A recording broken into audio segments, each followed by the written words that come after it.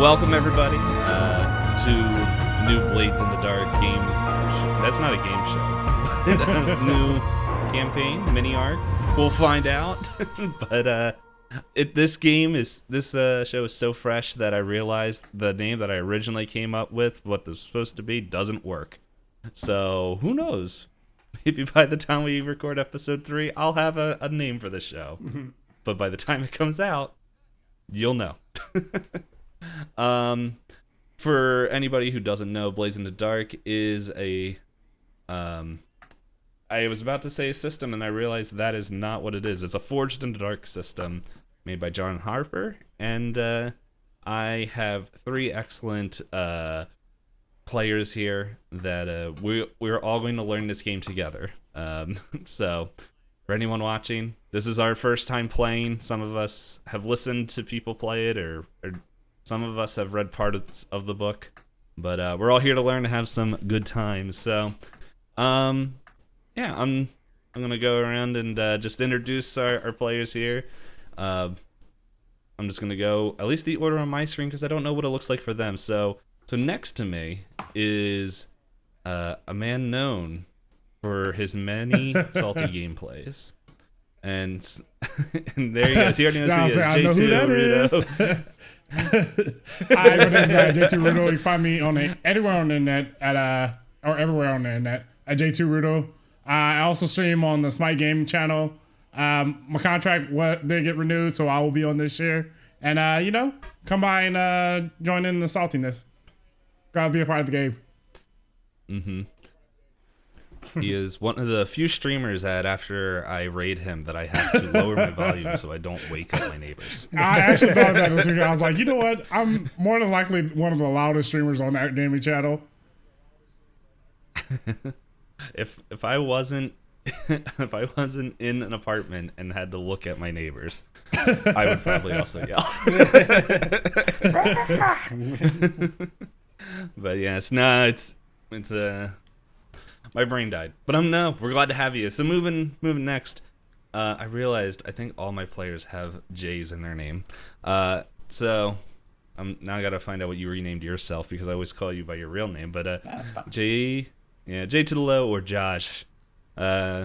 He is also, well, as I introduced him to everybody else, one of my longest IRL friends and person that puts up with me the most. But, yeah, buddy. Now we're glad to have him here. You're also part of one of my other games that I'm trying to transfer everything over to Pathfinder 2 for reasons. Woohoo! but yeah, I don't know. Is there anything you want to introduce yourself with? Yeah.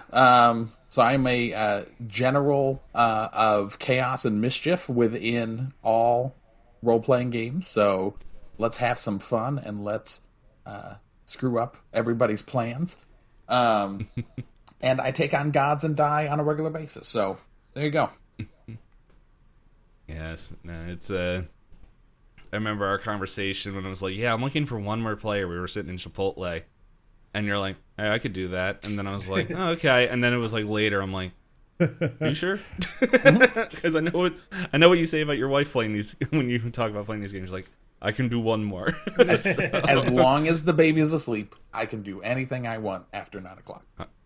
I'm going to write that down for future projects. No. But if my wife says no, I'm out. Sorry. Okay, I'm going to edit that out so I don't have proof. No. All right. And last but certainly not least, we have the one and only Blackjack. How are you doing, my friend? I'm doing well. I'm doing fantastic. I'm Blackjack. I stream. I do that thing, on the internet where, people are like, hey, you're playing a video game. I got nothing going on, or I'm playing a video game and also doing 50 million other things, but I thought you were worthwhile to watch. I tend to be that person once in a while, so I wouldn't say I am as salty as I used to be, because when you started saying salty, I'm like, wow, Dpayne, you watched my stuff from 4 years ago? But yes, nowadays I'm just really chill, sit back, enjoy, watch a silly visual novel with me, or just play an anime game because we just want to sit back and laugh and have fun. Mm-hmm. Yeah, I think most of the time I'll raid black when I raid blackjack, it will just be like, I'll just be sitting there and just like, oh man, and there's like this emotional scene, and then his like raid alert comes on, and it's just like, and there's Dpayne. Yes. So It's like, yes, here, you rated at the perfect time where insanity is happening. don't worry, most of my people just left insanity. So, but yeah, no, as I was telling these guys before, I am super excited to have all these guys playing. If you guys don't know who I am, well, thank you for clicking on either this random Twitch stream or, because I think I'm not live streaming it. I got to find out how to show these on Twitch. I know it's possible, but I got a couple weeks to figure that out. But that or later on YouTube. Yeah, thanks for coming by. I'm Itisdpayne, and I tell random stories on the internet and sometimes off. But yeah, so we are going to be jumping into Blades in the Dark, where pretty much these guys here are going to be creating pretty much this starter crew of scoundrels as they try to take over the land of Doskvol, or rather city, through criminal and other means. And tonight we are going to find out who these characters are, who the crew is, kind of as some may call a session zero, but due to us being new, and I've realized I listen to a lot of people do session zeros of this game, and it's always fun. So yeah, we're gonna do that. I don't know if everyone's in the game, so we're going to go through, but first we need some sweet heisty style music that I found on my music subscription. No.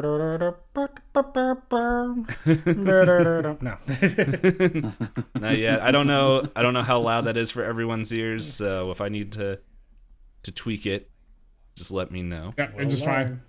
I think it's all right. All right. Okay. So, yeah. Now I'm looking at all the character sheets here, and let's see. I think what we'll do is we'll just go step by step, and we'll go one by one, and then we'll do each step one by one. So by the end, we'll have all three characters, and we can feel free to discuss what you guys are thinking and what you think you guys want to do. And then after that, together, you guys will create the crew. So, I'll ask first. So, pretty much the way that you guys do this, you guys will be choosing a playbook. And if you guys go, I think you guys should have the, oh man, I don't know how to pronounce that, but the Combominium? It's a symbol with a little eye in the middle of a circle. I don't know if the players have that, because No, we have that. Yes, Okay, the information circle. Yes, that'd be. I think the word you're looking for is compendium. Sure. That's exciting. You and your fancy words. Yeah, the compendium. But yes, if you click that, excuse me, if you type in playbook, or just type in play, it should come up with characters, choose a playbook.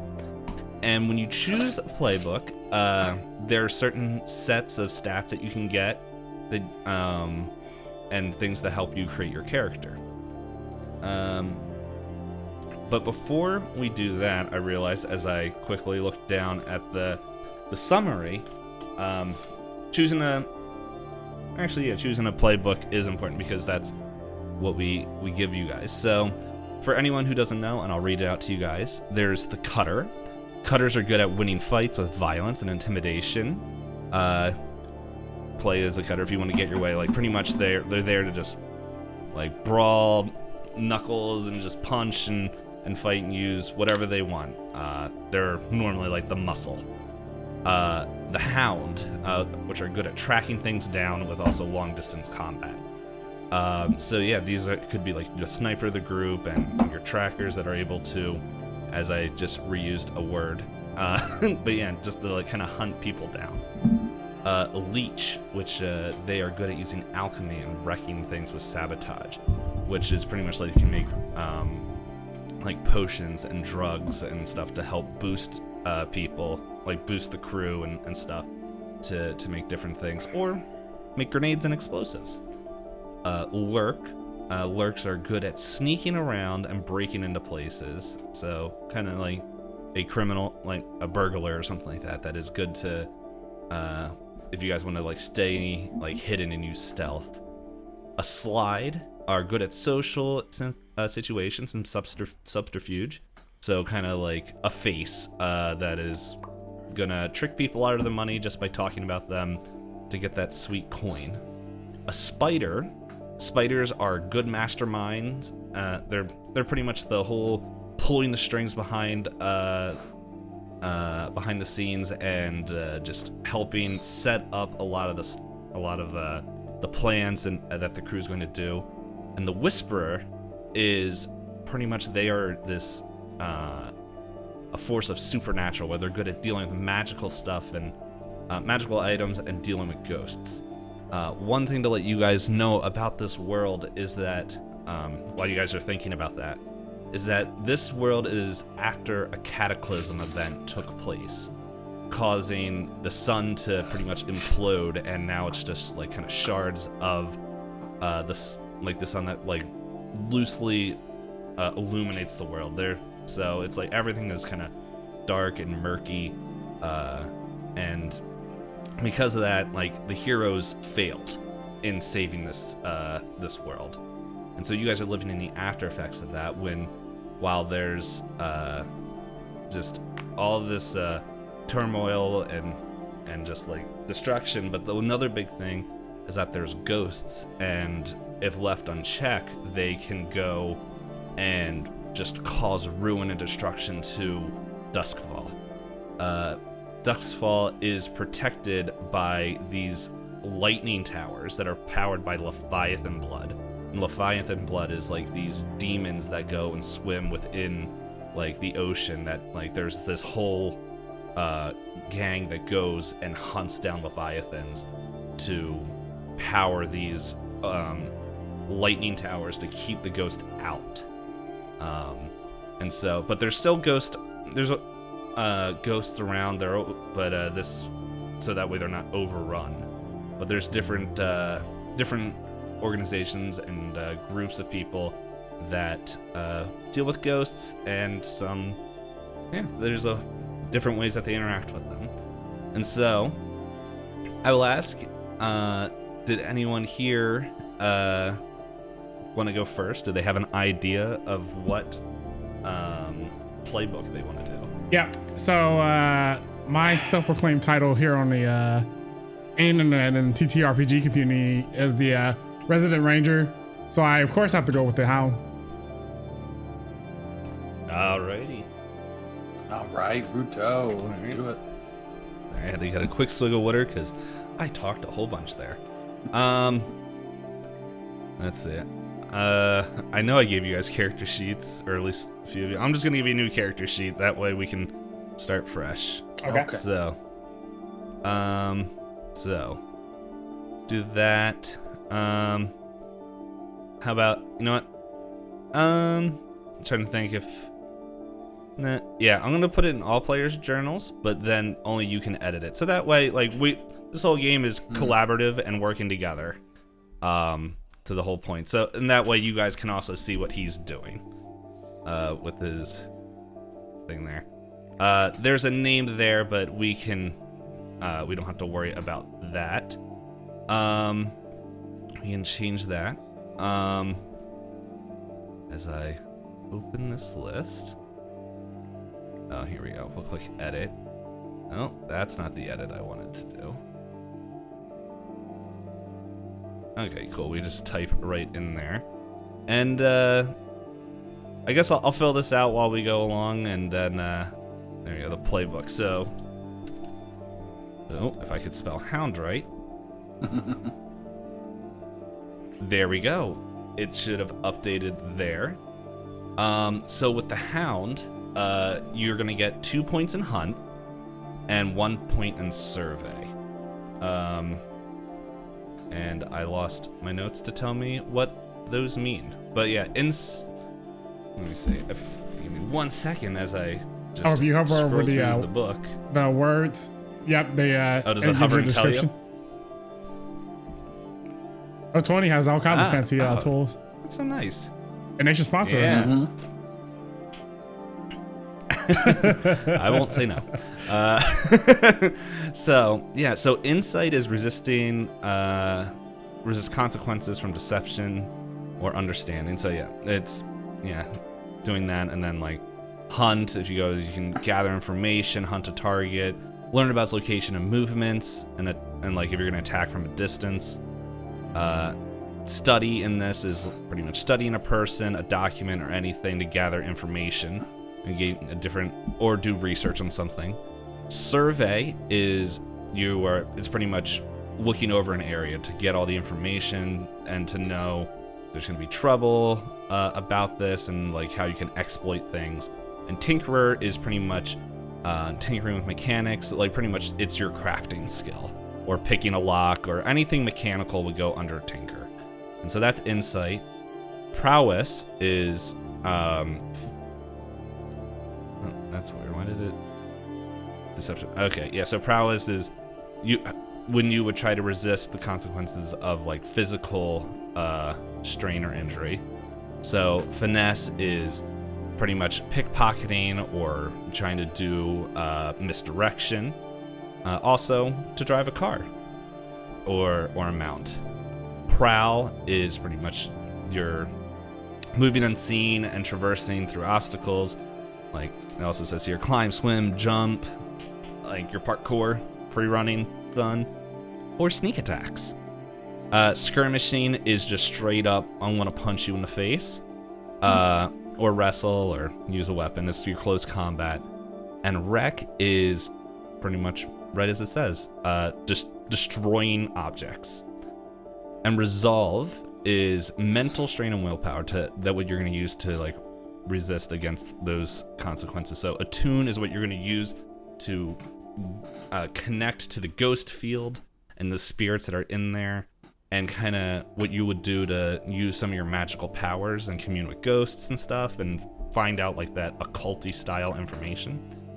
Command is pretty much exactly how it sounds, like is your intimidate or threaten or just kind of just making sure that you're going to demand obedience.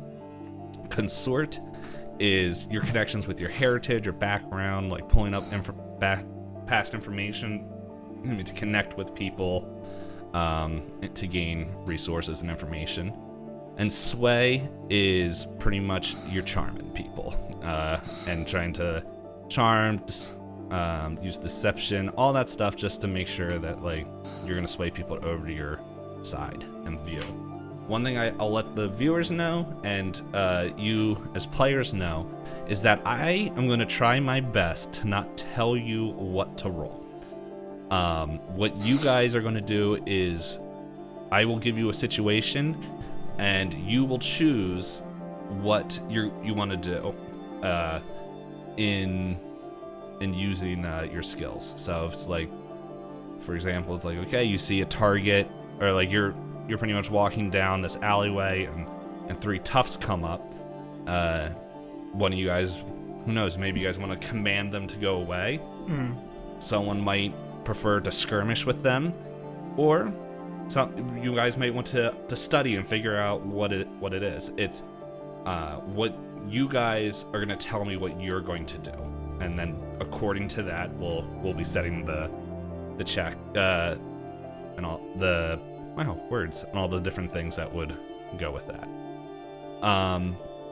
So anyway, now that we have that, so I'm looking at this and I'm like, you know what, it might just be easier if we just go through the whole sheet, because I don't think it's gonna take super long, and gives everyone a little bit of time to figure out. So the next thing is a heritage. So I'm gonna, if I wasn't in the journal page, we'd be able to bring this up. Heritage. If I could spell, would also be a lovely thing. Oh, wait, does it say right here? If you hover over? Nope. You have the options there. There we go. If you see under the thing, it says heritage, and it pretty much is just saying where you're from. So Akaros, which is the largest and most industrial land, which is where this place takes, where Doskvol is located. It is a place of industrialization and is under the Imperium control. And it's the way they describe it is that the culture here is very close to Europe. And this is a kind of Victorian steampunk setting to help you guys picture how the technology in this world is working. So Akaros is closely related to that Victorian England style, they're all in close proximity. If you want to be more of a wanderer and somebody who traveled around a lot and grew up on ships and just saw the world, you would choose the Dagger Isles. They're kind of known as either corsairs or merchants, and they're people who lived without lightning barriers. So kind of your more piratey style of background and heritage. If you wanted to come from someone with culture, and the cultures that they describe with this is Old Persia, Egypt, and India, you would choose Aruvia, which is a rich and powerful desert kingdom far to the south. And it's a land of both the Akaros and Aruvia are lands that are very diverse and varying in their cultures. If that is something that sounds interesting to you, that is Aruvia's very similar to those old cultures and backgrounds. If you want to be somewhere that is considered more wild and maybe more, I don't know, lack for a better word, barbaric compared to the rest of the empire, you would go to Severos, where there's not a lot of settlements, but there's nomadic horse tribes that are scattered around that are just surviving within ruins within this land and are just living in these ancient arcane fortresses that are used to repel spirits. And then if you want to play someone as a more marginalized, there is a group called the Skolavian. Wow, I butchered that word. Skulvan. They're an island kingdom that is just across the sea from Doskvol, and they don't really have a description of what that would be close to.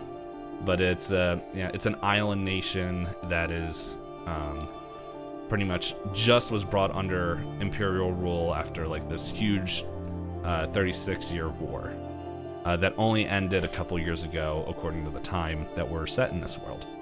And so a lot of people will come from refugees from Skovland to pretty much who lost everything in this war to hopefully make a new life in Doskvol.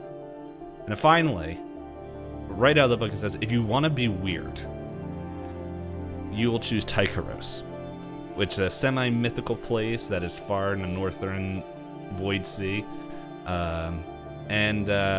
These people are part demon. So the thing is, if you choose a Tykarosi background, a Tykarosi heritage, you will have a demonic telltale. They will have something that is visibly able to be seen. So black shark eyes, feathers instead of hair. An example of a show that I watched is that this guy had translucent skin and he could see everyone could see his skeleton. So that is if you want to do something just strange in that manner. So now that I said and talked a lot, is there something, as I try to get this thing out of my way, is there a heritage that sounds interesting? Yeah, so I'm gonna go ahead and go with Tykaros. I feel like that's a little bit more interesting to play into the background, which I'm gonna position my character to be in. So it's very fitting. for the heritage. Alrighty, Tykeros. And then, yeah, I guess we can figure out look and stuff a little bit later. Do you? I'll also read through the backgrounds real quick for anyone. Just that way we know what they are, and anyone who's watching that doesn't know what the backgrounds are. So backgrounds is pretty much going to determine your, like, no, I didn't have to open up a new window. It was just right underneath the heritage one. The background pretty much is like what you did for work before joining this crew.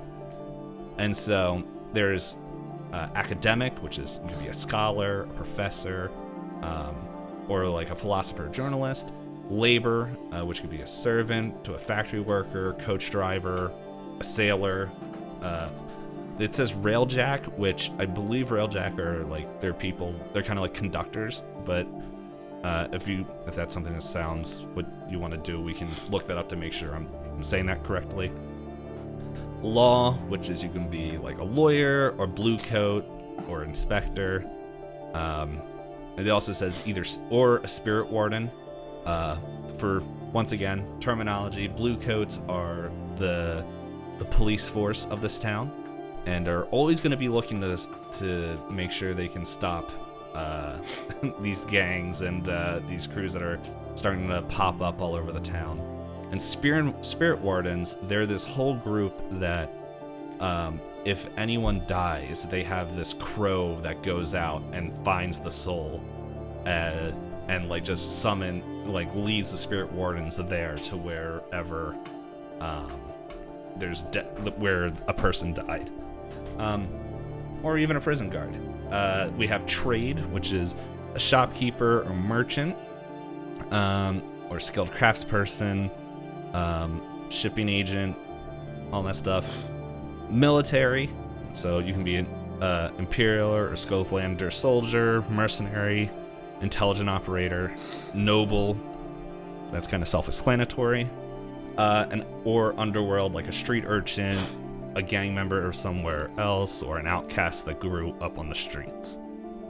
So, which one of those seems to be calling for you? And we can just go broad right now, and then after you give it a little bit of thought, we can, if you have an idea of how you want to narrow that down, we can do that. Or if you have an idea what you want to do, I have an idea right away. So, my guy is going to be from the underworld, and he's a street urchin who happens to be partially an outcast, but he is known to participate with the merchants in selling goods, but he doesn't actually sell goods that are actually usable. He sells goods that are pretty much knockoff, so he typically finds himself in a lot of trouble with selling things that, people will eventually find out that are knockoff in order for him to gain money and gain a way of living.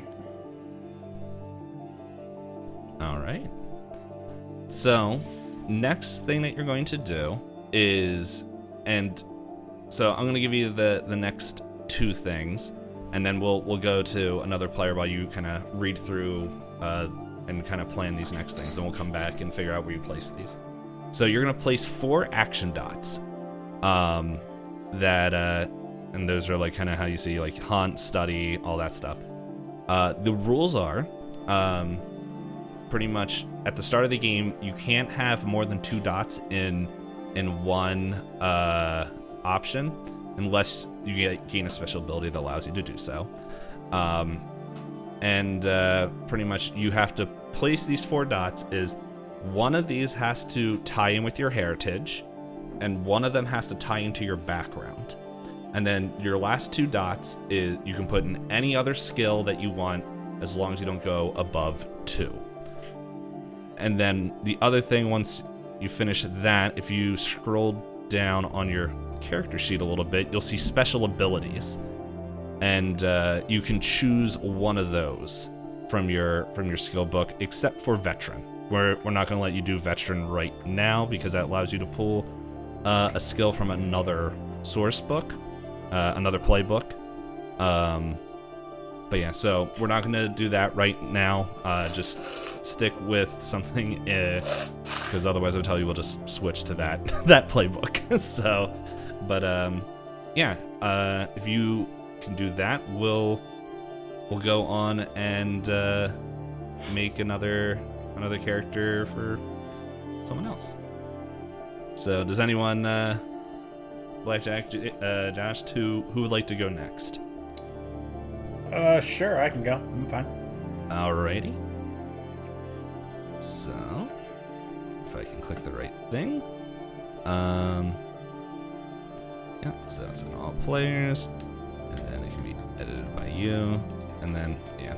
And then I'll type everything out as we go through, so that way you can just kind of read and focus, and I'll fill it out for you. Yep. So, do you have an idea of what playbook you would like to do? My. I can't help myself. I've tried so hard to just like, I'm not going to be like a physical violence person. I won't do that again. I want to be a cutter so bad. It just sounds too cool to not do. Like I was thinking about it and I was like, I don't know, maybe like a slide or like a whisper would be cool, but I'm like, oh, cutter is like right there and it's like screaming at me. Hey, I'm not going to tell you to not listen to your heart. The only person I tell to not do that is me, because he gets me killed in video games. So, yes, a cutter. So, the muscle. And so as you see, you have 2 points already in skirmish, and you have a point in command. Do you have an idea for heritage? And if you have any questions on if one of them was sticking out, you need a refresher, feel free to ask. I was thinking about this one too.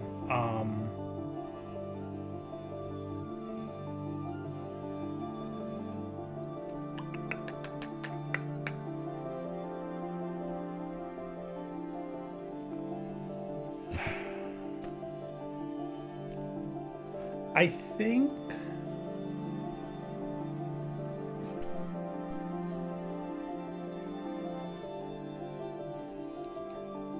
I kind of like the idea of either Aruvia or Severos, because I like because I'm basically deciding between like, do I want to seem foreign to people, or would I want, you know what, actually no, be a wild animal. There you go, Severos. Severos? Alrighty. With the horse lords. Oh, if I didn't hit enter. There we go. And do you have an idea for background? Underworld. Underworld. Alrighty. Wait, did J2 pick Underworld already, or? It can be, multiple people can have the same background. It's like, you guys could all technically choose the same playbook if you wanted to. It would be a very interesting story to tell. But it's but yeah, no, if the thing is, it's like these are just broad umbrellas. So like J2 chose the street urchin. You could have a different style thing of like being part of another gang or an outcast or just anything within the underworld. You know what? Actually, let me do law. All right. Because I just want to be like an advocate. Okay. You know, like a guy who like knows his way around and like understands like what the law is, but only understands the law to understand how to get out of it. Just punching everybody. Yeah. Great. All I can think of now is you can't handle the truth. Yes, I can. Alrighty, yeah. So Severos, a Severos lawyer. So, yeah. And so the same things for you. I'll let you go and think through this. So like now that I don't have to give short descriptions of everything, we'll go a little bit faster. But yeah, feel free. 4 points. One that has to do with your Severos heritage. One that has to do with your law advocate background. And then 2 in whatever you want to do. Make sure you don't go over 2 points. And then special abilities, by the way, I don't know if J2 if you saw this, but it's on the left hand underneath everything over there that give you kind of descriptions. And yeah, if you guys have questions, we can figure out the answers after we do Josh. So let's bring up character. Can be edited by you and Sam. All right, Josh, what playbook was calling to you? Ooh, so there was a couple that I was thinking. I always like to go last because then I can figure out where everybody else is thinking. So I was thinking between a leech and a whisper, and there's just something about ghostly ghouls that is calling out to me, and we're going whisper, baby. Alrighty. So you start with a point in study and 2 points in attune. How about heritage? We're gonna go Akaros. Alrighty. Try to pull out a little bit of an accent. Be real bad at it all the time. It's all good, all good. And do you have an idea for background? We're gonna go academic. Alright. Do you have like a specific trail, or just gonna keep it broad for right now and give it some thought? So I think he was trying to study into what caused the calamity, and just trying to figure it out, and then just really fell in love with ghosts and just the study of ghosts, and so he just jumped 100% into that. So probably academic ghosts or something like that, or like a ghost scholar or something. Yep. Or like even a historian that fell into. Yeah, definitely. We'll write like historian, and that seems like it could be something that could fall into there. So we'll let you look through, put your points where you want them. Look at your special ability, and we'll go back to the start here with J2. If I can find his sheet. I think it's this one. Yes. So J2, do you have an idea of where you would like to put your points? So I've put mines in finesse, 1 point in finesse. Basically, my guy, he's going to be kind of sort of quick on his toes in terms of trying to get what he wants. So he needs to have that point in finesse. And I put 2 points into prowl. My guy also is able to kind of, being that he's from the underworld and he's a street urchin, he needs to be able to be quick on his feet, sneak up on his targets, be able to take him down to get what he wants. And I put a point into sway. Again, just need to have that charm and create that deception that is needed in order to be able to pull myself out of situations and basically get out of anything that may look like it may get sticky. All right. And did you get yourself a special yes, ability? So here? I chose Ghost Hunter. So I roll around with a pet, and this pet has sort of features that kind of gives them the ability to have spirit energy. So, he makes sure that his pet is utilized for not only tracking, but also just fighting off supernatural things that may come his way. Okay. I'm going to click this for you, so that way it shows that you have it. I don't know. It didn't show up on mine. I don't know if you already clicked it or not. So, yeah. I like, in my head, as soon as you started saying pet, I'm like, yeah, that makes sense. So let's see. I saw that you filled some other things out on here. So you got your name and your you're actually alias, on my original character sheet. Oh, am I on the... Whoops. Well, let me... Which one? Now I gotta find it. Because I saw the red one. What's... I had to close it. Let's see. Is it this one? There we go. I found it. Haha! Okay, I'm going to let's see. Actually, I know what I'm gonna do. I'm gonna name this J2's character. So that way I know which one it is. But yeah, you'll still have your name in there. And I'm going to delete your old one that you're looking around with.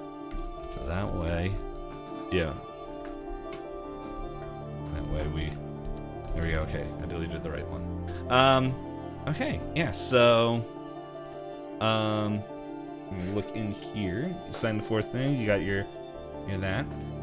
Okay, so next thing is looking at, you're gonna choose a close friend and a rival. All the playbooks have this written in here. I see that it looks like you already selected two. Which yeah, if you wanna just share what they are. So Melver, she's a physiker. Basically they have some sort of love relationship. I mean, they try to keep it on the wraps and, you know, make it seem like they don't really have a liking to one another, but overall, she's there whenever he needs her, and basically she's there to just patch up his wounds. That's who's his pretty much his friend or his ally. He considers an ally.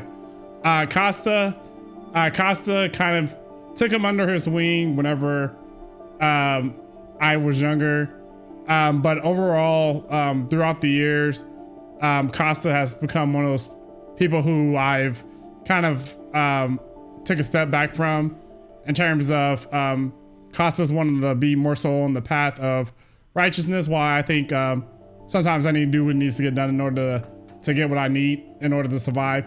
But Costa overall has come to terms with it, with my decision and my path, and has basically taken on being a bounty hunter to try to track me down and try to hopefully one day bring me to justice and kill me. So me and Costa, we are considered enemies and no longer are close allies with one another. Alrighty. And so the last thing that we have, and then that we'll have to just write down, and then from there you can write in your look, name, well, every time I look at that word I want to not pronounce it right, your alias, but your vice or your purveyor.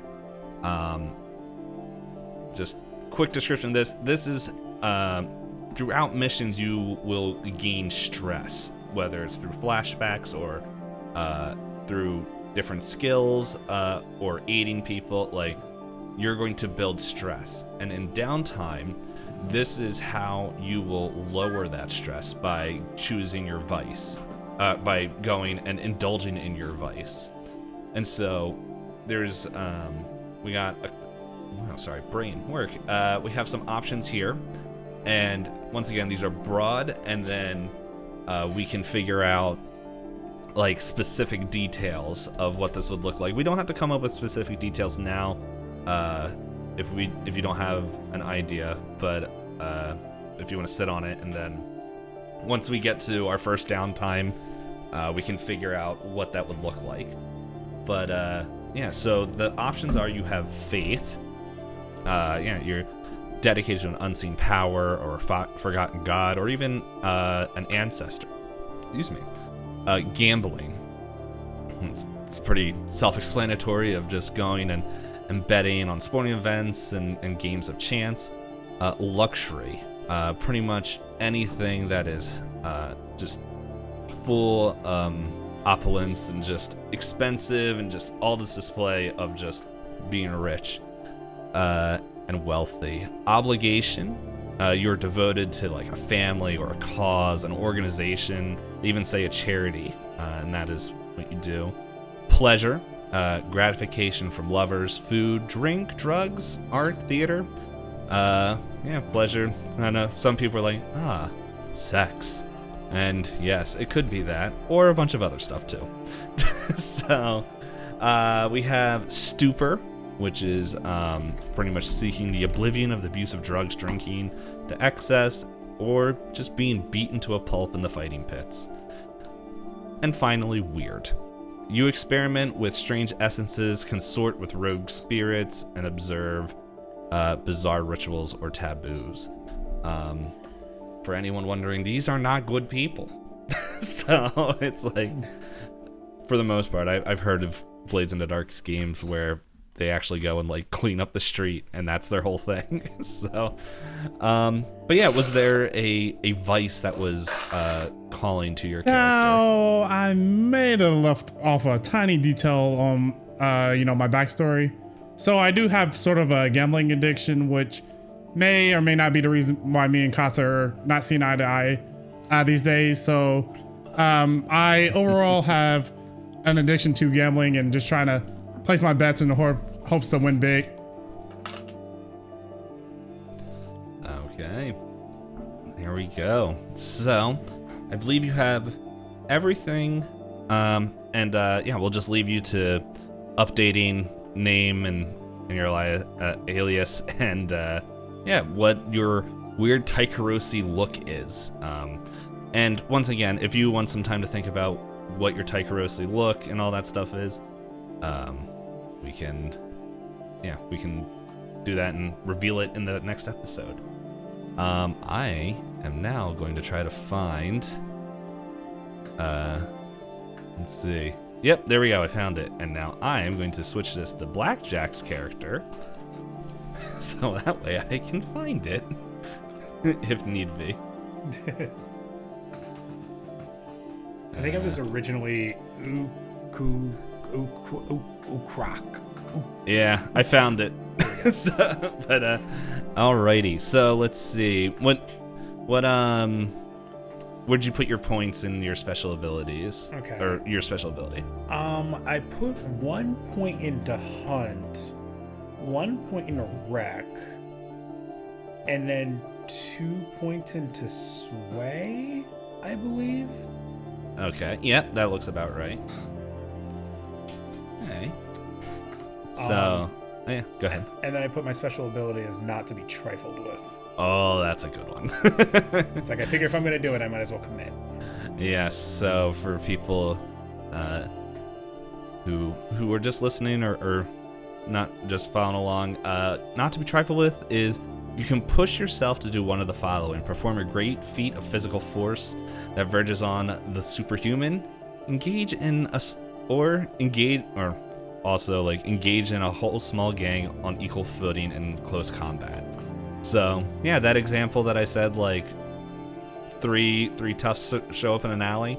I don't know, you can multiply that by like, I don't know, not multiply, but like add 3 more, and Blackjack's character could take them all on.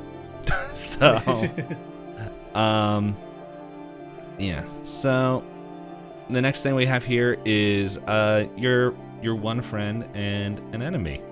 And yeah, I don't see that you have anything marked off. I don't know if you can see them. I can see dangerous friends. Yes, that's what it is. So, yeah, you can. If there's for some reason on my screen, it looked like it copied the list twice. I don't know why that is. No, it looks like that for me too. Okay, well, anyway, so yeah, is there any of those ones that are sticking out? And if you have any questions of what they would on anything, like Physiker is a healer, pugilist, it's kind of like a fighter. Yeah. I think the pugilist is most likely going to be the rival. I'm old Marlene.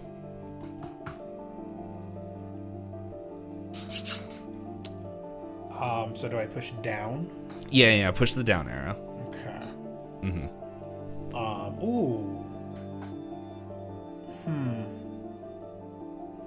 Actually. Mm-hmm. I make it Chael, actually. All right, a vicious thug. Yeah, I can work with that, actually. All right, yeah, and we'll find out, I guess, more of Chael and their Blackjack's history with them as it comes up. I was thinking like a rivalry where the reasons why we do the things we do are different.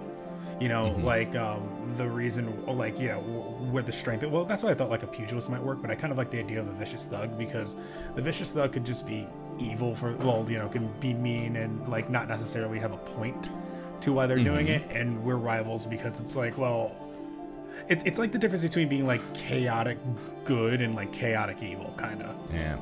Oh, maybe you and Chael were part of a crew together, and then you guys split.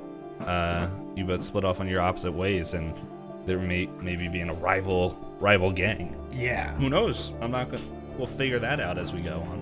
But, Yeah, and I wanted the close friend to. I wanted to do something like a lover relationship, but I wanted it to be like the opposite of what the main. What the character would be. But I'm not. Maybe the closest I can do.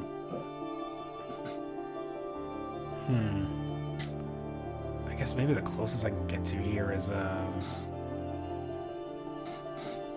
was hoping that there would be like someone who's like really good with their words. well, there's the extortionist. I was gonna say, yeah, I was like, extortionist might be the closest. We'll go with extortionist then. We'll go with Grayson All right. extortionist. Sounds good. All right. We have a group full of lovers. Alrighty, and I see that you filled things in already. You have the Vice of Pleasure. I will butcher that last name that you wrote, but Kai Zyrath. Zyrath. Yeah, you pronounce the X like it's a Z. Yes, okay. Kai Zyrath, and your alias is Killer Kai. All right, and and once again, like you can fill in.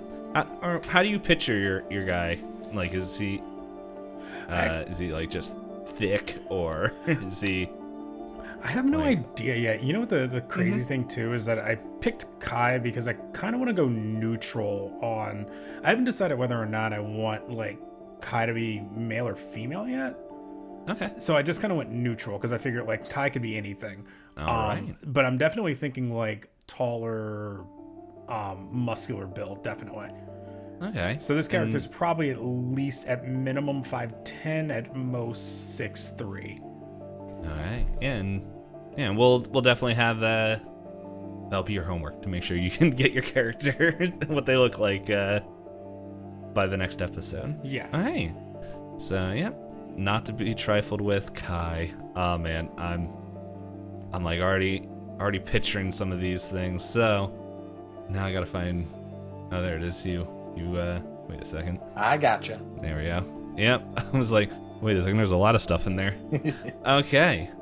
So, do you want to share what your points are that you have for your whisper? So he started with 2 in attune and 1 in study, and so for his heritage, he's going to take 1 in prowl, and for his background, he's going to take a 2nd in study, and then for the other 2, I put another 1 in prowl, and I was going back and forth between survey and command, just because I don't know how, like, I feel like he's going to be more like in the shadows type of character, not really like coming out to reveal himself a lot. But then I realized that in communicating with the spirits and the ghosts and the people within his realm of things, he's 100% going to command. And so we put that last point right there in command. So 2 in study, 2 in prowl, 2 in attune, and 1 in command. All right. And then what's your special ability? And for his special ability, it's ritual. So he can study an occult ritual or even create a new one to summon a supernatural effect or being. And you know the arcane methods to perform ritual sorcery. You begin with 1 ritual already learned. All right. And then I see you already have your strange friends, your friend and enemy. So I was trying to figure out for his friends whether it would be Quellen the witch or Nyrix the possessor ghost. And I'm thinking Quellen introduced me to Nyrix at one of our weird places. And I think I took a liking to the fact that there's a ghost that's possessed someone. And I want to learn more about that. And then my rival is Flint, a spirit trafficker, because he doesn't play that game. He wants the spirits to be free, to find peace, or whatever it is they want to find. And he doesn't like when someone restricts them.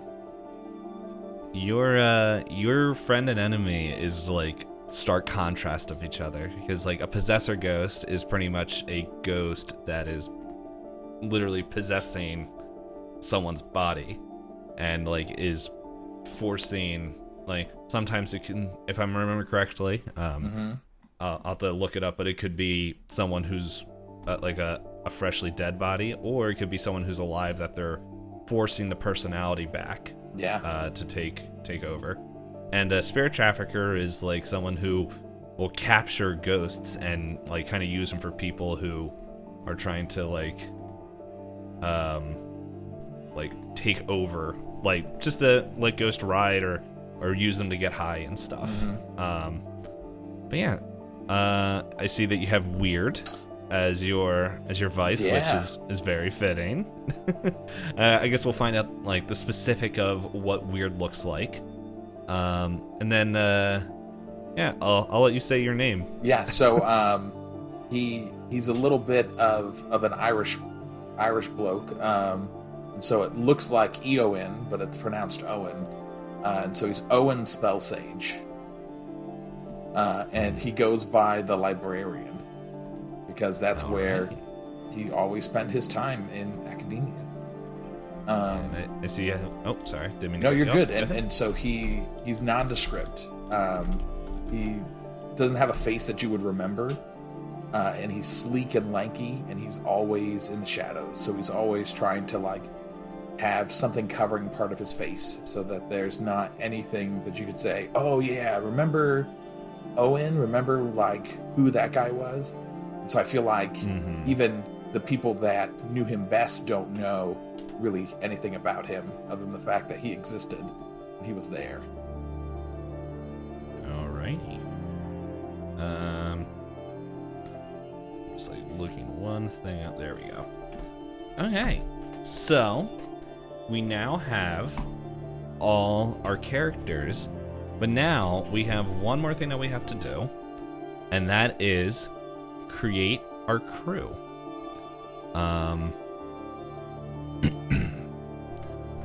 So I'll fill this one out. You guys should all be able to see it. I think it's the crew page. But yeah, I'll ask you guys questions as we go through. As I bring up, there we go. The crew creation. So pretty much, this is how you guys are going to choose your jobs, depending on what type of crew you choose. For example, well, I'll just go through them all, and you guys can discuss and find out what crew sounds interesting, what kind of jobs you want to do. We have assassins, killers for hire, and like to make things look like accidents or make people disappear, murders and ransoms. You have bravos, which are mercenaries and thugs that are going to pretty much execute battles and extort people and either sabotage or just wreck things. You have cult, which is acolytes of a forgotten god. They pretty much they pretty much go and steal artifacts and like bring sacrifices and like consecrate areas, all for whoever their forgotten god is. You have hawkers, which is vice dealers. Pretty much you are just bringing things that people want to forget and blow off steam, and you're gonna pretty much, you can get items that do that. You can do covert sales, or just pretty much do social events, or just be like this show of force to scare people. You have shadows, which is your thieves and spies, as they go and like steal things, do some espionage, robberies, sabotage things.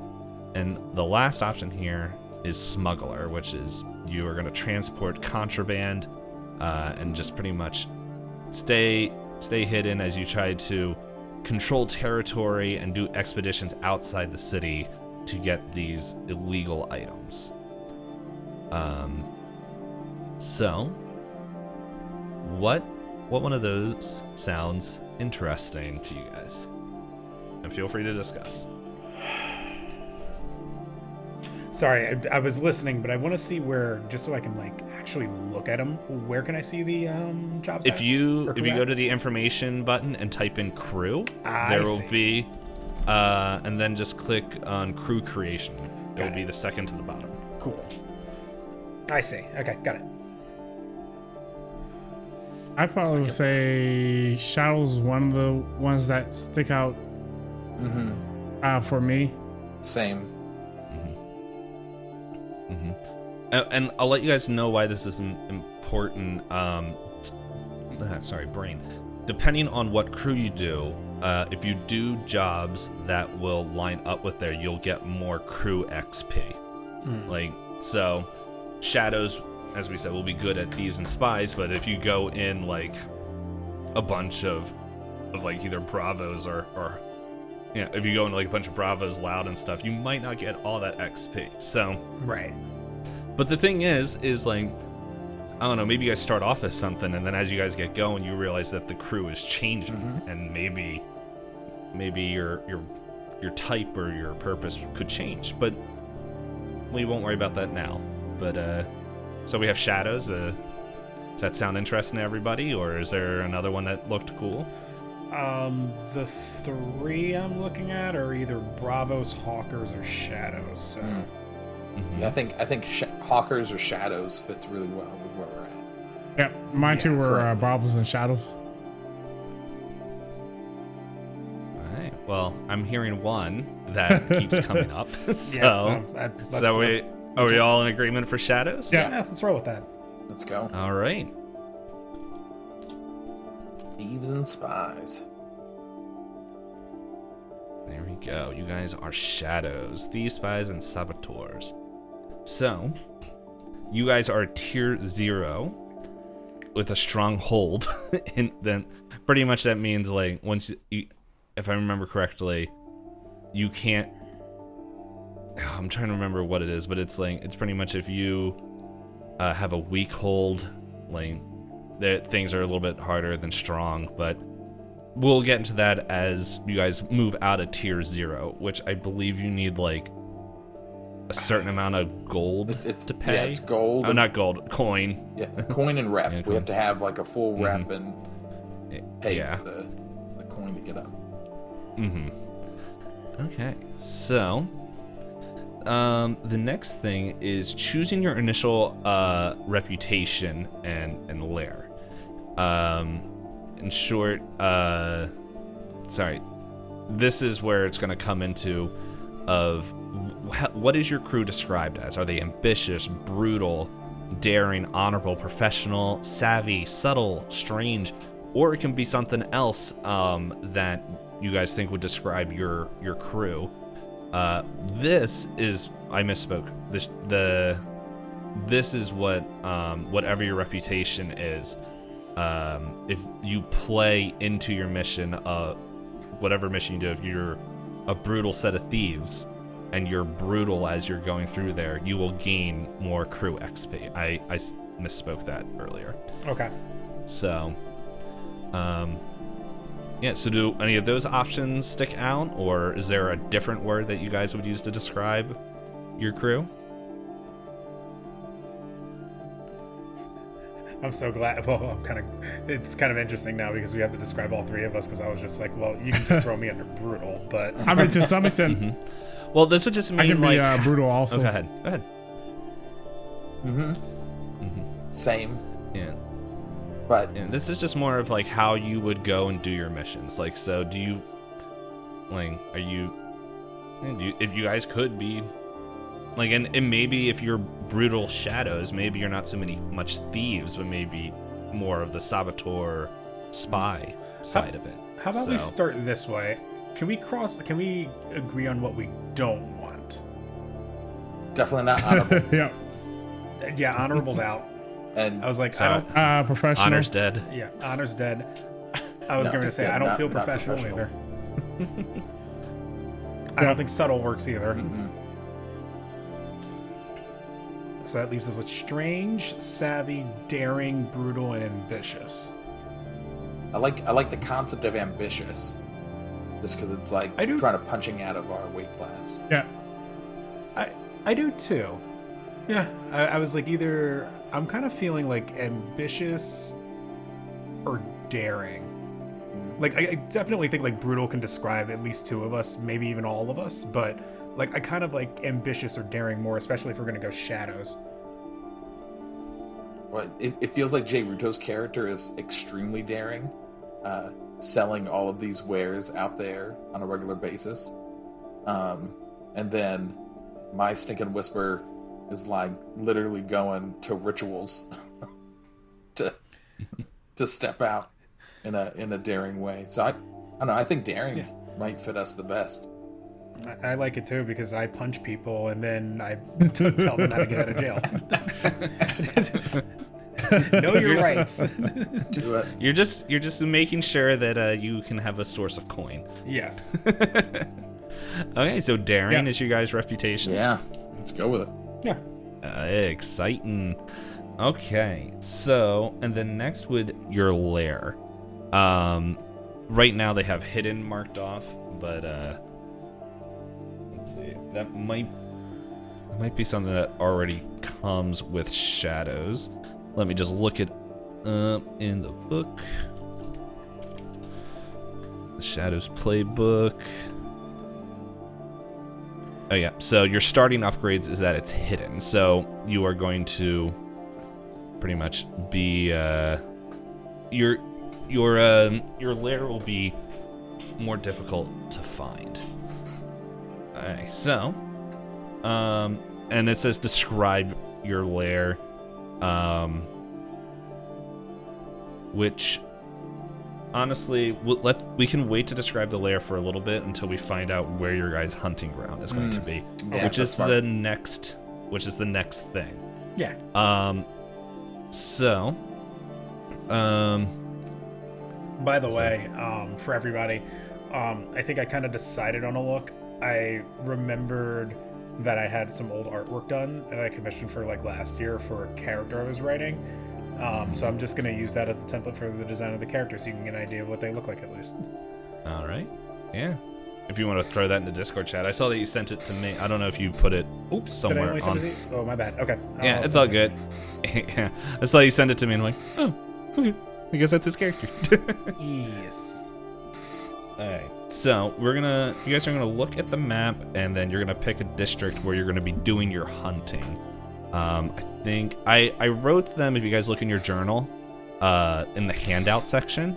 Those are all the, pretty much, those are all the districts you can choose from. How about this? What were you guys thinking of?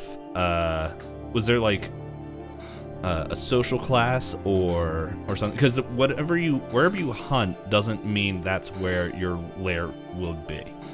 So like your lair could be in Char Hollow, but you could be like doing all your missions in like the night market. So just keep that in mind as you go through. But yeah, let's see. I'm gonna just see. Even though I wrote the pretty much big, the big thing. As I try to spell districts. Districts. Yep. So, and I'll just do a quick run through for you guys just to get an idea, and then I just copy and pasted pretty much from the book into the journal, so that way you guys can have a bigger description of what each district is. So, Barrow Cleft is pretty much residence. It's filled with residencies and markets for farmers who work in the fields and the Earlies. Brightstone is places for grand mansions and luxury shops of the wealthy elite. Char Hollow is a crowded district of tenements and stacked houses. Charter Hall is the city's civic offices and the hub for shops, artisans, and commerce. Excuse me. Coleridge is the remnants of Doskvol's original hilltop mining settlement, which is now home to laborers and industrial factories. Crow's Foot is a cramped neighborhood of multi-level streets ruled by gangs. The Docks is filled with rough taverns, tattoo parlors, fighting pits, and warehouses. Dunslow is pretty much a place of a labor camp served by convicts, and it's pretty much a ghetto for the destitute and poor. Night Market, it's the trade center for exotic goods imported by rail, and many of the vendors also trade in illicit goods. Silk Shore is the Red Lamp District, and it's also the artist community. Six Towers is a formerly rich district, now worn down and dilapidated. And White Crown is the sprawling estates for the Lord Governor, the Hunter Commander, the Master Warner, and Doskvol Academy. So, yeah. Oh, here, and then, yeah, we can, now that I just went through both of those, we can choose where is your lair located and what is your hunting ground. And if you guys want to see what I just read, you can just type in districts to into the information bar, and you can get that quick, just thing. Like the thing that I was looking at the city guide. Yeah, what I copied and pasted for you guys in the journal is the detailed information. So if there's a specific one, detailed look, yeah. Yeah. I was like, that was a lot to read through. Yes. And so, but yeah, I just made sure that you guys had it, quick access to it as we go forward. So how about this? Is there a place where you guys think your lair would be located? Or maybe a few, and then we can just bring up the detailed list, and then just go. Yeah. So as we were, oh no, you're good. Go. Oh, my only suggestion. I have a vote for, and that would be Silk Shore. The Red Lamp and Artist. Yep. Yeah, crisscrossed by dozens of narrow canals. Silk Shore is the district best navigated by gondola, as most visitors to this Red Lamp district do. The brothels, vice dens, food stalls, and exotic shops all perch by the waterside, ready to satisfy the appetites of the clientele. No questions asked. Silk Shore is a place of public indulgence and private indelicacies, catering to every pleasure imaginable, as well as some that strain the bounds of fantasy. actually sounds amazing. So I like that as the headquarters. Okay, yeah, I was just perfect. All right. And it is hidden. So, is there? We can write it in the notes here of like what do you think? Like, is your like just to throw out a few ideas, and if we want to think about it more, once again, nothing wrong with that. Like, would you think that your lair is like maybe a abandoned, like either brothel or one of these fantasy pits, or maybe it's like maybe like something that's like underneath or over top of one of these places, or maybe it's like under, like maybe something that is like right on the water's edge that is like kind of goes a little bit underground. Like, I don't know. Can I pitch a silly idea? There are no silly ideas. Fantastic. I'm thinking. So I don't know if any of you have ever been to like, New York City before, where it's just kind of like you can occasionally run into like an area like a building where it's just like the first floor is like a bodega or like a store, right? You go in there, you can like buy chips or whatever, and then like if you were to go like upstairs, it's like, oh hey, there's an apartment building here, and if you go like up one more, it's like, oh by the way, there's also like a business that's like up here too.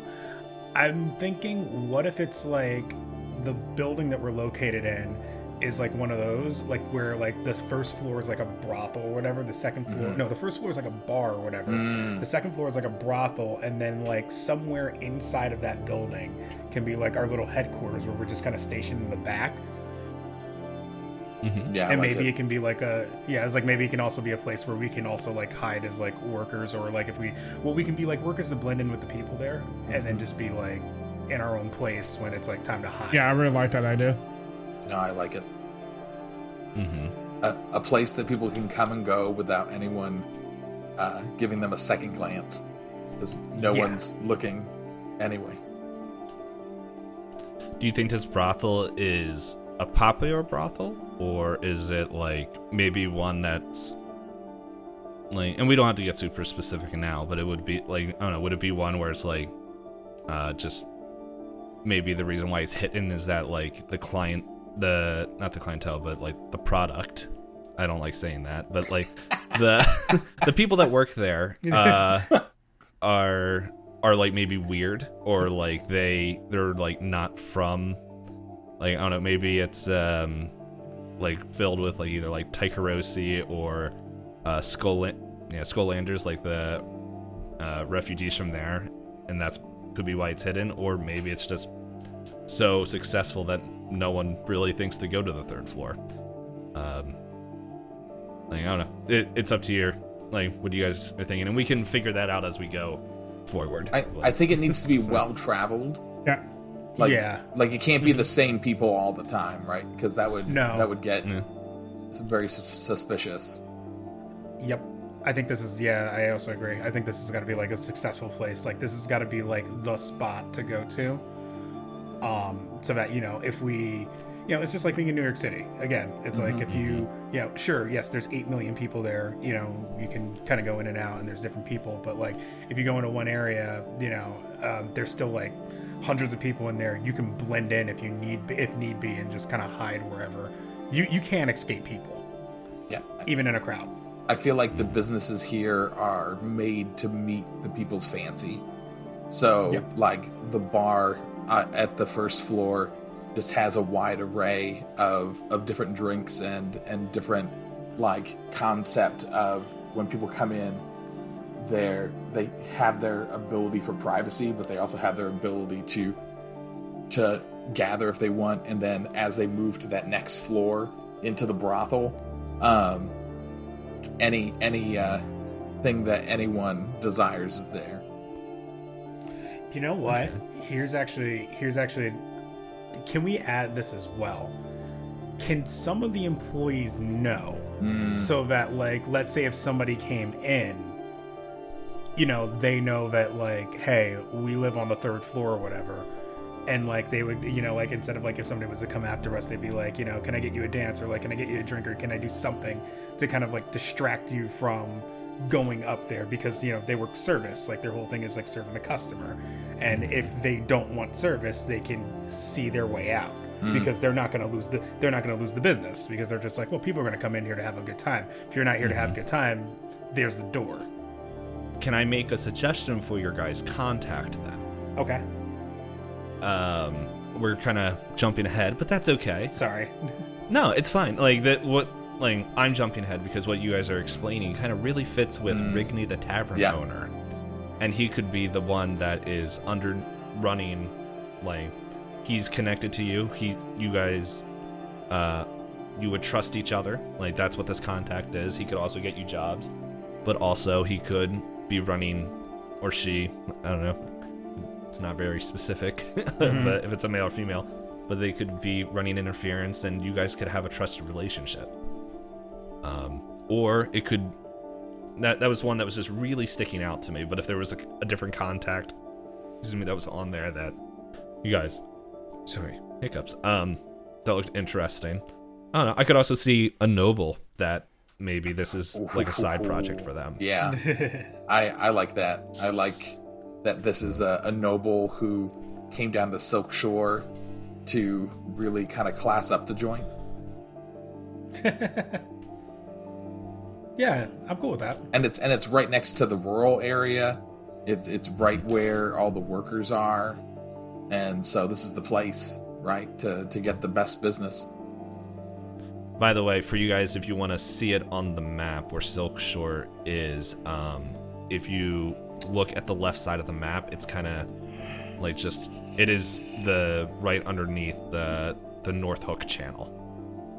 So that is where the Silk Shore is. So. And we're just close enough that if one of those crafty White Crowners needs something, they can hop right over. Yep. So I was looking up different things to tell you guys, but so just to make sure I can get the lair is a hidden third floor of a brothel, a place of class and pleasure to now like many or high class clientele. I just want to make sure. I like the idea of many, not just because like if it's high class, then it becomes like. I'll put diverse. Yeah, that works. Diverse I like, yeah. I don't know if I spelled that right, but so, I would say high class in that it's the place everybody wants to be, and that's the prices for it. But like diverse in that like, well, everybody wants to be there, and we're not going to turn away somebody because like of appearance.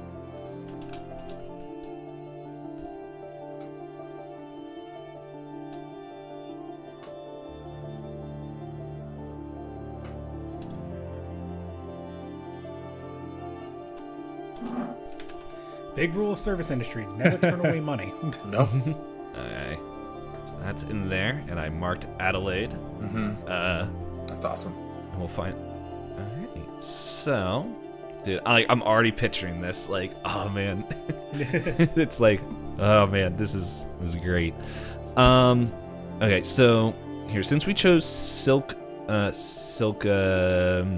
Sure. Thank you.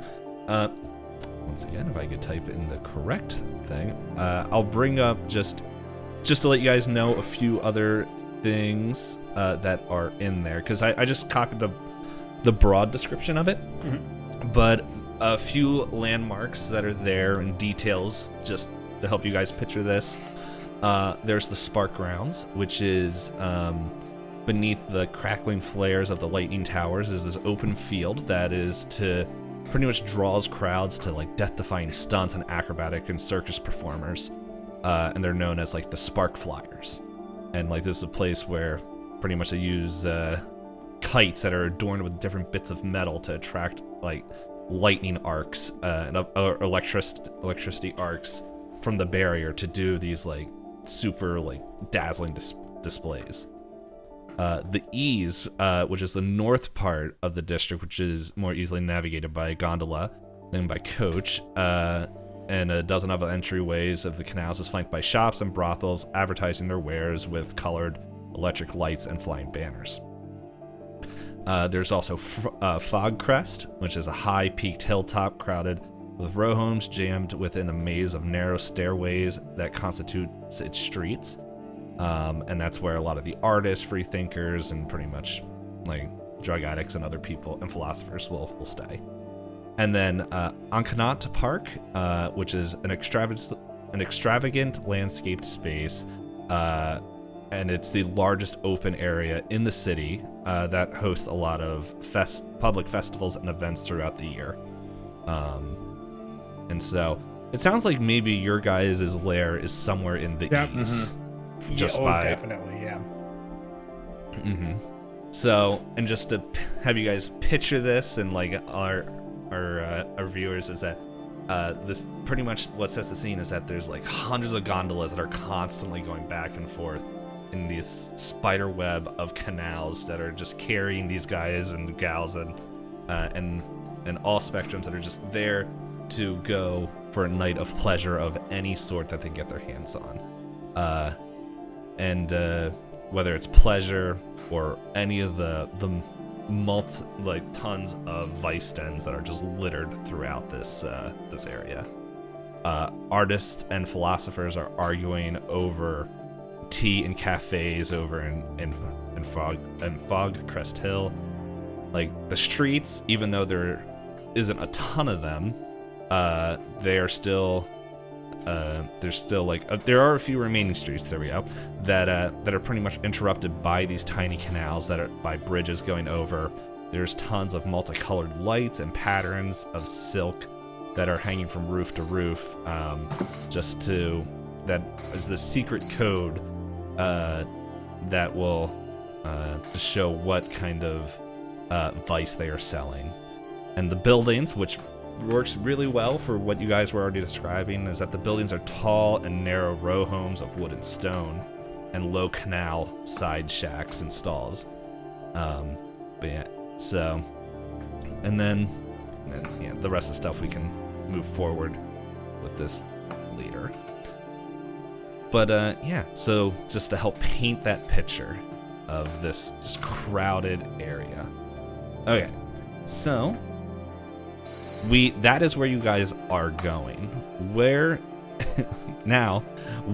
would you guys want to use as your hunting grounds?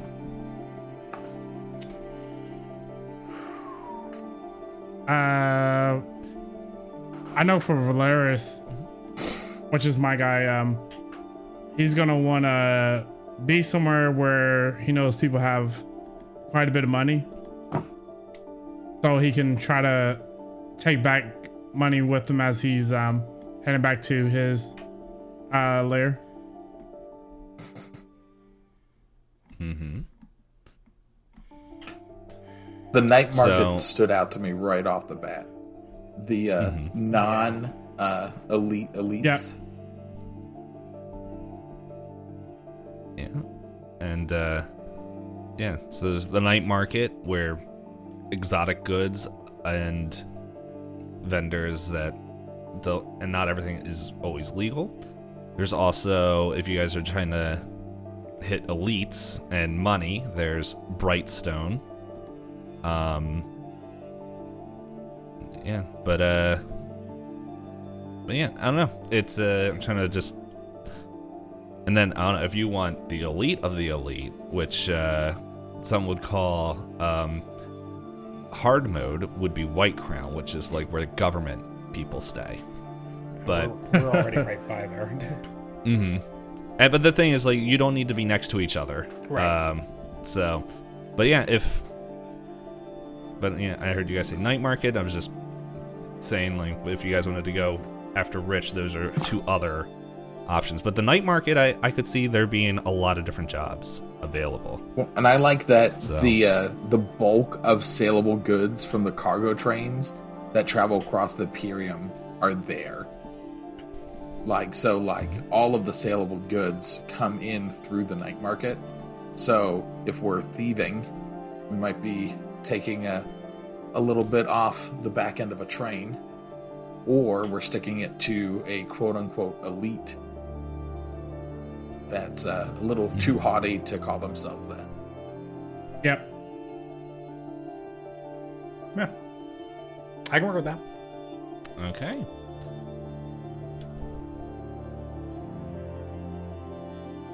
And night market is there, and I'll just read the quick description, and then later we'll just cover what the night market specifics are. But the detailed thing is the night market is a district dominated by commerce. It's situated near Gaddock Rail Station. The night market receives the bulk of its saleable goods from the cargo trains that travel across the Imperium, bringing the exotic and rare to Doskvol.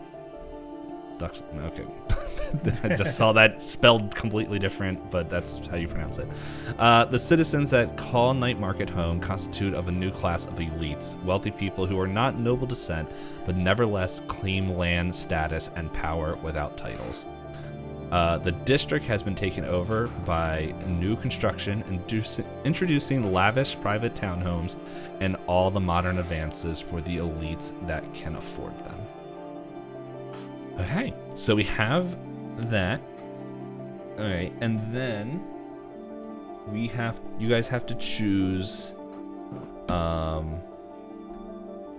Sorry, yeah. So that's where your hunting ground is, and then so what you guys are doing pretty much is that you're choosing a small little bit of this place to go and claim as your own. That is already part of a much bigger factions group, and so you pretty much need to choose which faction within the hunting grounds. I'm gonna see if it gives me the list of those who are in there, and you have to choose what to do with that. So you guys start off with 2 coin in for the crew, and coin isn't like how other games would use, like, 1 coin equals like $1. A coin is pretty much like a week's worth of like money. So you would pretty much be paying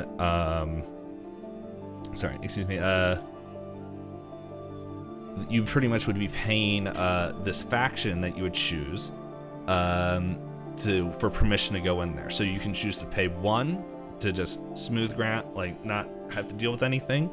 You can choose to pay them 2 coin and get +1 status, which means they'll like you and protect you, and maybe even offer, like, if you continue to work on that relationship, offer jobs. Or you pay nothing and they're like not very happy with you. As visual landmarks, I'm trying to see the factions. There we go. If I go to the factions page, sorry,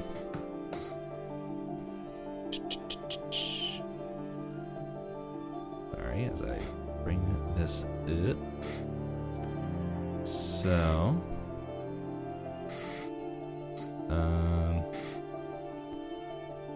okay.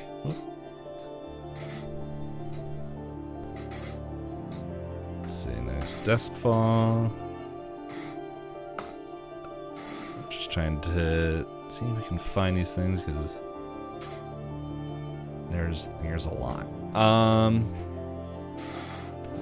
Alrighty, so I'm trying to see if they tell me where they would be, or maybe I will just choose some. Okay, so I will just be choosing them.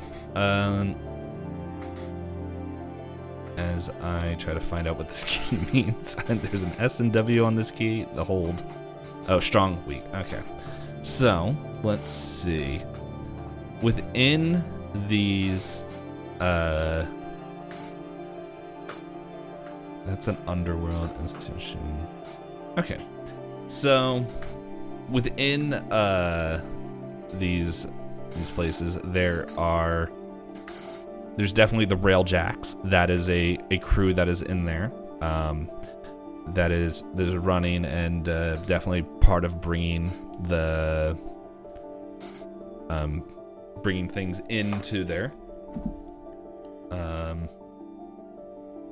Yeah, then they're there to protect the electro trains and of the Imperium as they go out into the Deathlands to bring stuff back.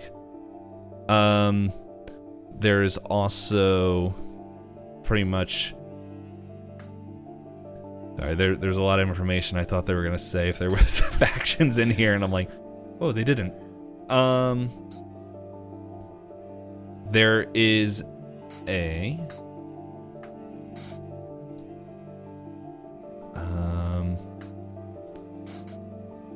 yeah. Let's see. I'm trying to see if there's something that I can give you guys to talk about while I just do a quick look through here. How about special ability? Why don't you guys look at the special abilities and like kind of discuss which ones that looks good while I give you a few options of different factions.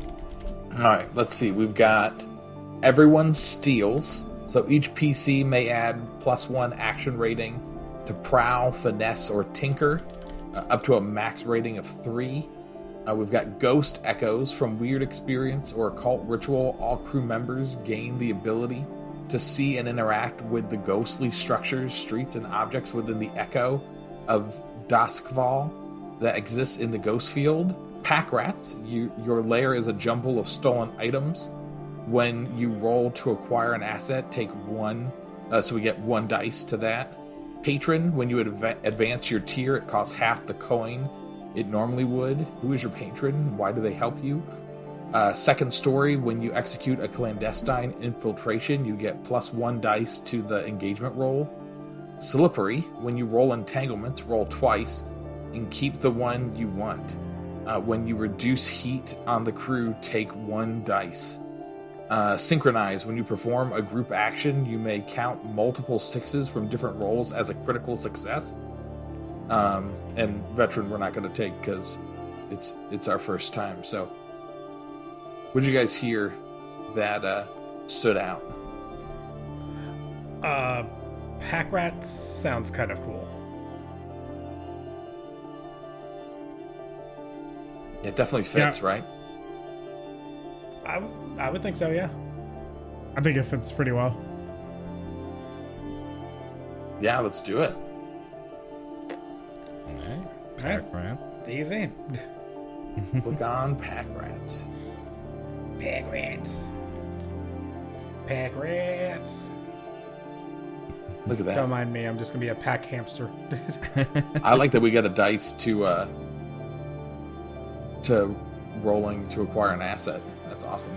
Yeah, that I really like. That is Because then we can gonna come really, handy. really, yeah, we can really roll in the money that way.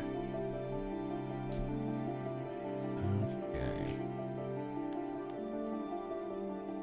Alright, so I think I found. Oh goodness. Sorry for my yawns, boys. Nah, I also You're know it's good. getting late, so. Alright. So, I'm going to give you guys 3 options, and you guys can choose which ones sound interesting. Located within here is the Circle of Flame, a refined secret society of antiquarians and scholars to cover for extortion, graft, vice, and murder. There is the Dimmer Sisters, or the Dimer Sisters, a housebound recluses with occult reputation. Or, hold on, what was their tier? That was it. I might. Dimmer Sisters was 2.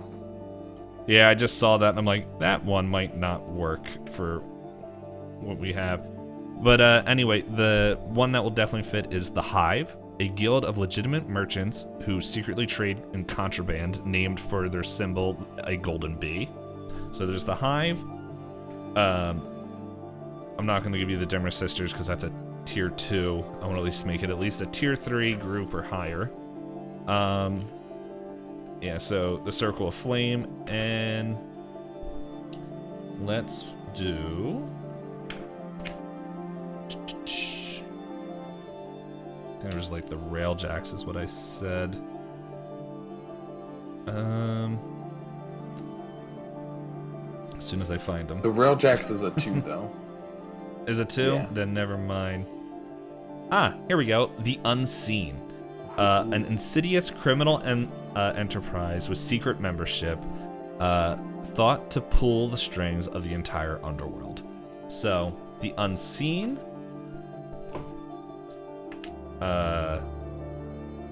whatever it was. I lost it. So it was as my... you had the Unseen, the Hive, Unseen... and I think the and, Circle of Flame. Yes, three and the you were talking Circle... Yeah, the Circle of Flame. Mm-hmm. So, which one of those sound the most interesting? That you would want to pay coin. I'm looking now. Mm-hmm. Yeah, they all have their own kind of quirks and things, so I just gave like a general overview. Cover for extortion, graft, vice, and murder for Circle of Flame, though. Mm-hmm. Oh, wait a second. It says where their turf is. That's so funny. Yes, it Why? does. Why is this not easily found? Why is this not in the location? I'm like running through trying to find these things. And it's not like super clearly written on here. Let me see. Let me just bring up and this could be something we could figure out later because I know we're starting to get a little late here. No, you're good. But what was it? You guys, night market. Well, tell me what the factions are in there. I'm going one by one right now and seeing if anything pops off. Yeah.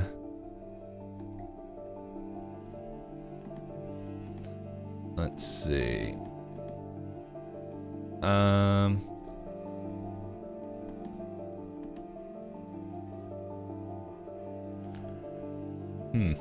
The wraiths? Rafts? Oh, the wraiths, yeah. The wraiths? I just realized their turf is both Silk Shore and Night Market. Ooh. Yeah, and they specialize in theft and luxury items and intelligence gathering for clients that use blackmail. So, there's that.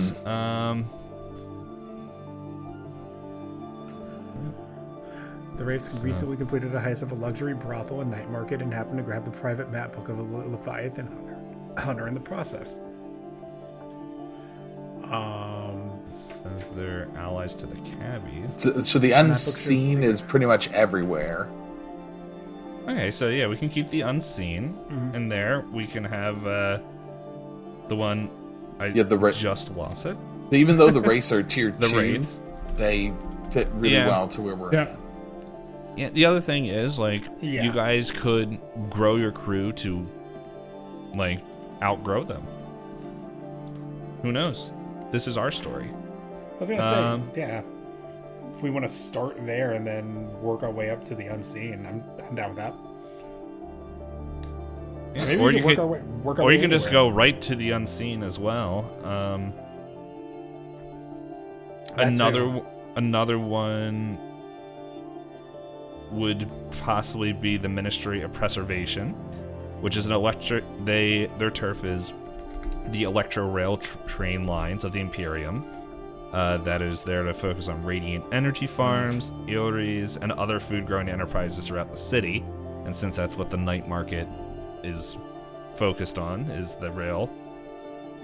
The Reconciled doesn't have one, and they're, let's see, an association of ancient spirits who have not gone feral through the passage of time. Oh yeah, the Hive also doesn't have a central thing. So yeah, how about this? Let's choose. You guys can choose between the Unseen, the Wraith, or the Hive. Which one of those sound the most interesting? And if you need me to reread something, I can do that. And that's for who is our who you're potentially like gonna pay up to. Okay. Like, I would put my vote for Wraith right now. Yeah, I'm on board with the same. Sure. Right. Alrighty. So, are you guys going to pay 1 coin, 2 coins, and gain 1 status, or pay them nothing? As I try to find where that is put on this list. God, every part of me wants to do some broke boy stuff here, but it is. You have 2 coin now, so. I mean, I think we can start off with 1, then once we get more coin, increase it to 2. I believe in our abilities. I'm down with throwing in 1. Let's do it. Okay. Keep them a little happy, but not so much that Not too happy. leave us. Yeah. Yeah, I'm trying to see. I don't see where on this list we can put it. So I will just write it in the notes here. Let's see. It was. I already forgot what it was. Which crew? Sorry. You're good. The Wraiths. The Wraiths. Yeah. Yes.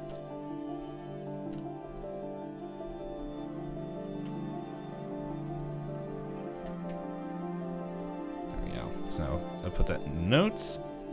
Paying 1 coin. Okay, and then you guys chose pack rats. Alrighty, so now you guys can assign crew upgrades. So you guys, if you look over, pretty much right below shadows, it says crew upgrades. Okay. I'm just going to bring up the list real quick, so that way we can make sure we have a description of them. So yeah, alrighty, so assign crew upgrades. You get to choose 2 upgrades. You already have 2 pre-chosen, so pretty much your lair is hidden, which is we already kind of described. And you guys, if you choose as a downtime activity to train in prowess, I believe you get 2 XP. I believe that's what that is. Okay. And then it says record on the faction sheet. Is the faction sheet another? So if you click where crew mode is, it goes to faction mode, and then it takes you back to a character. Okay. So there we go. I see. So that's it. I'm just curious, what does generate factions do? Oh, it shows everybody. There you go. cool. So the Wraiths, no, they're here somewhere. The Wraiths are in the underworld. And there. So I guess that's, we can mark that there. So all right. Yeah, so there we go. We got that marked, and one faction is from helping okay,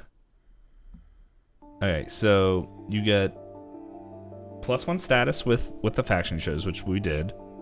And then if you chose to spend 2 coins, that would go up to 2, but you guys chose to spend 1. And then yeah, the 2 upgrades.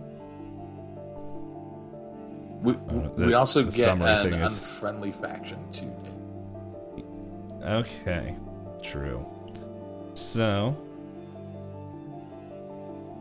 yep. So what oh yeah, I skipped ahead here a little bit. Yeah, so 1 status and then 1 faction that is unfriendly. So is there one of these that maybe you guys want to go against or fight? I don't know if we hit down. Race enemies are the Hive, Blue Coats, and the Spectre. And I feel like we're going to be hitting the Hive a bunch with the things we're going to be doing. So Okay, so we'll put a Hive as a -1, which would not where I thought they were. They're also in the underground. Okay, excellent. So yeah, we got that, and then okay, so we did that. Recorded the faction changes. We have +1, -1, and then as you guys can go through, you do that. But you guys get 2 more upgrades. okay. Pretty much. That you can choose. It's like the summary that I'm reading right here like adds also adding the faction like score, and I'm like, what the? So yeah, pretty much the faction is giving you one of the options here. So has 2 pre-recorded, then you choose 2 more. If your crew has a cohort follow the procedure to create it, and then record the faction status if it changes. Okay.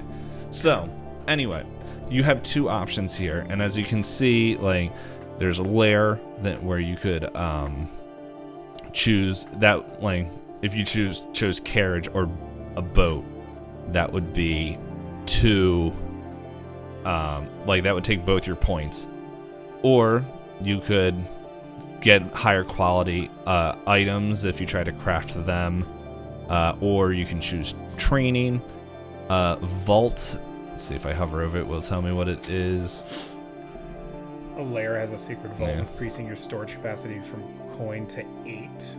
Yes. Second upgrade increases your capacity to 16. A separate part of your vault can be used as a holding cell.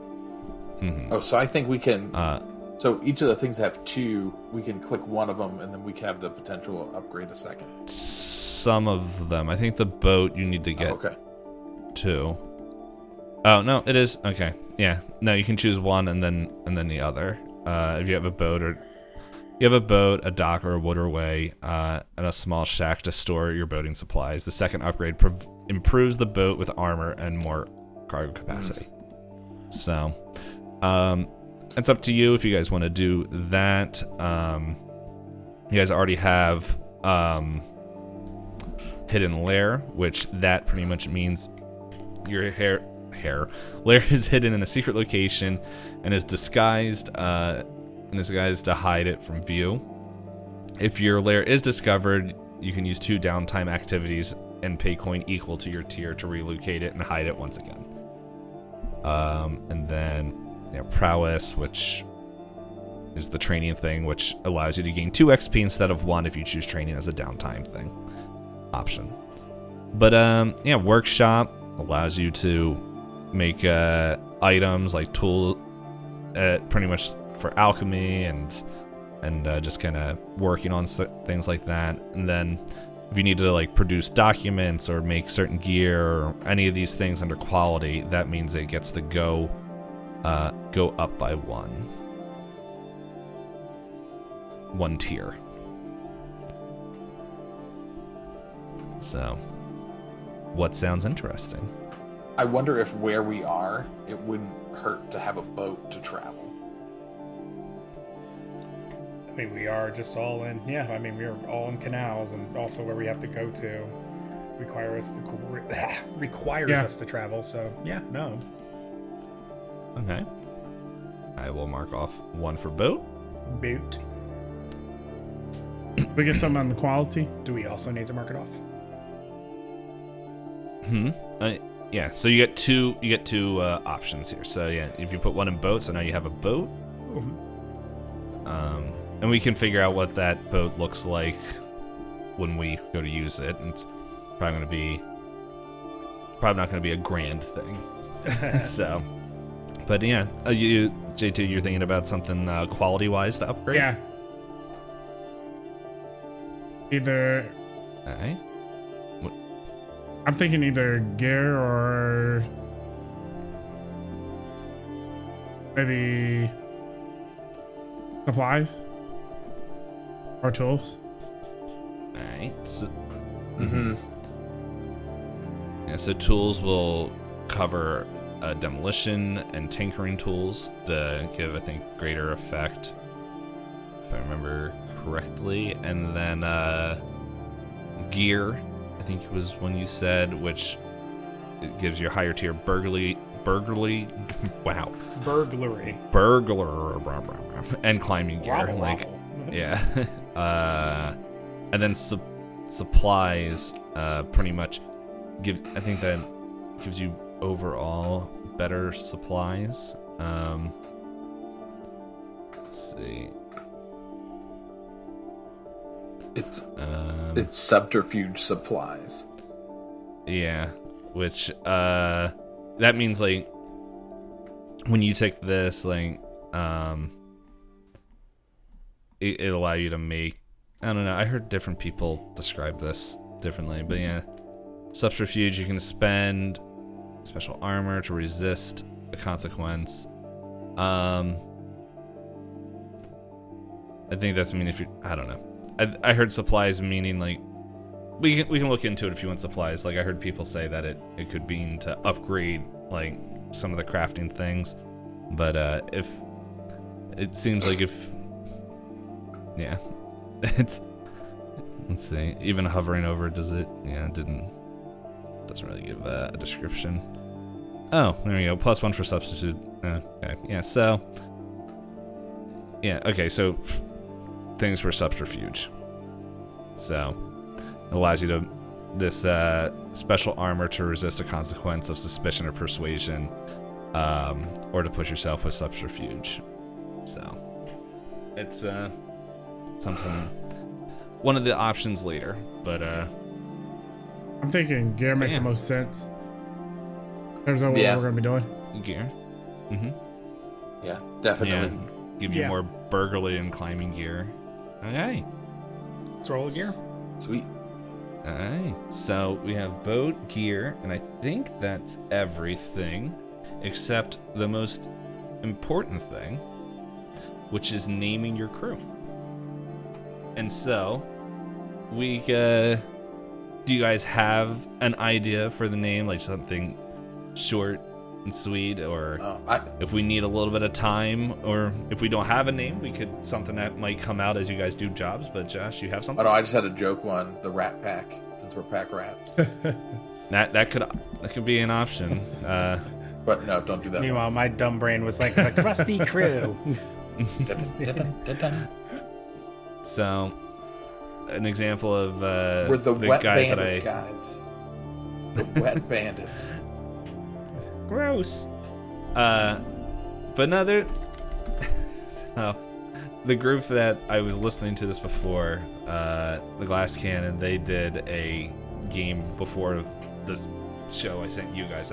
It's like their official show, and their first group was called the Tin Whistles. So it's like it can be of any form of fun or random things. And I will say that was strong-handed by one person, while other people were not very happy. He just went around telling everyone they're the Tin Whistles, and to the point where everyone was just like, "I guess this is what we are now." But yeah, the Rat Ramblers, the Ravishing Rats. I don't know. Now I'm just looking up words that begin with R because alliteration's great. We're the Ravishers. Let's see. Or you just become Ryuji and just yell, "We're the Phantom Thieves." Ooh, the Gondoliers. Maybe two. I think that's a faction. Oh, really? I believe that is a faction. Oh, it is. No, that is a real faction right there. I saw it. It's hilarious. It was one of the few things I saw. Yeah. We'll call ourselves the Baby Wraiths. No, that sounds inappropriate. Especially in your brothel. I had there was an idea that I had for a wrestling faction. Basically their whole gimmick was that they fought on the outside. They never wanted you to get inside the ring. And they were seen as heels, so I named them the Necessary Evil. Yes. Let's do it. I'm down for it. Yeah. You had me at wrestling. All right. All right. The Necessary Evil. Oh, that is not how you spell necessary. There's a lot of C's and S's going on. Necessary. Necessary. Yes. I got lost as soon as you said like multiple C's. I just said one C. N-E-C. Okay. Yeah. S. So Necessary.